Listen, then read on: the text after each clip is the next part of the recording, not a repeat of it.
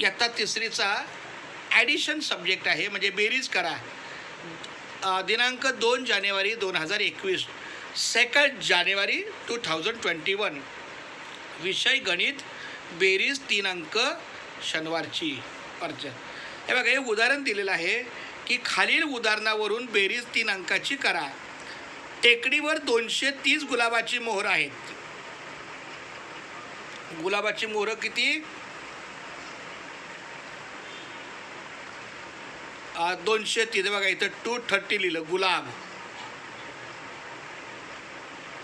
आता 375 375 कडुलिंब, 375 कडुलिंब.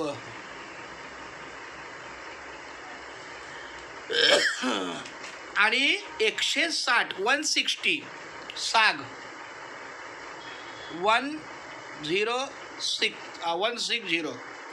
बघा 230 गुलमोहराची झाडं आहेत. 230 375 म्हणजे 375 कडुलिंबाची आणि सागाची 160. तर एकूण किती झाडं लावली? Very simple. U for unit, T for tens and H for 100. हा म्हणजे एकक, हा म्हणजे दशक आणि हा म्हणजे शतक. आपल्याला बेरीज तर करता येते. आता फक्त 3 अंकाची आहे. मला सांगा युनिट किती आहे? इथं 0 आहे, इथं 5 आहे, इथं 5 आहे, म्हणजे हा इथं 5 येणार. बरोबर आहे. आता बघा 7मध्ये 3 मिळवले 10, 10 आणि 6 16. 16चा हा एकक 6, हा दशकाच्या बाजूचं घर 100 म्हणजे शतक, म्हणजे हे इथं आलं. म्हणजे 7 आणि 3 10, 10 दशक अधिक 6 16 दशक. मग 16 दशकातला हा एकक 16 आणि हा एक शतक. आता बेरीज करा. 1 आणि 2 3, 3 आणि 3 6 आणि 1 7. म्हणजे एकूण झाडं किती लावली? 765. टोटल झाडांची संख्या आहे 765. 765. आता दुसरं उदाहरण बघूया आपण. प्रदूषण चाचणी केंद्रात 193 2 चाकी वाहनं, म्हणजे ज्याला 2 चाकं आहे, म्हणजे दुचाकी किती? 193. आणि दुसरी किती चाक? आणि 297 4 चाकी, म्हणजे 4 चाकाची किती?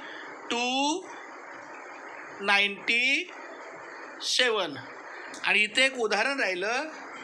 इथं उदाहरण असं राहिलं, व 3 चाकाची म्हणजे रिक्षाची किती धावणं?